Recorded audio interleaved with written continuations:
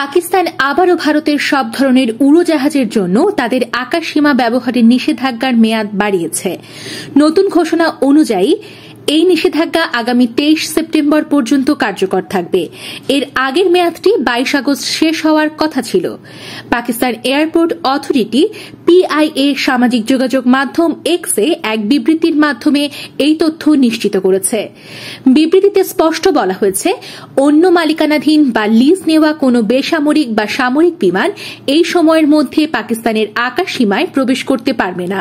দুই দেশের মধ্যে চলমান উত্তেজনার প্রেক্ষাপটে গত 22 জুলাই পাকিস্তানি জুনিয়র কার মিনিস্ট্রির প্রেক্ষাপটে পাকিস্তানি কর্মকর্তারা ঘোষণা করেন, যেসব উড়োজাহাজ ভারত থেকে উড্ডয়ন করে পাকিস্তানের আকাশসীমা দিয়ে অন্য দেশে পানি বহন করতে চুক্তি করেছে, তার পক্ষে শাস্তি হিসেবে পাকিস্তান গত 24 জুলাই প্রথমবার ভারতের জন্য আকাশসীমা বন্ধ করে দেয়।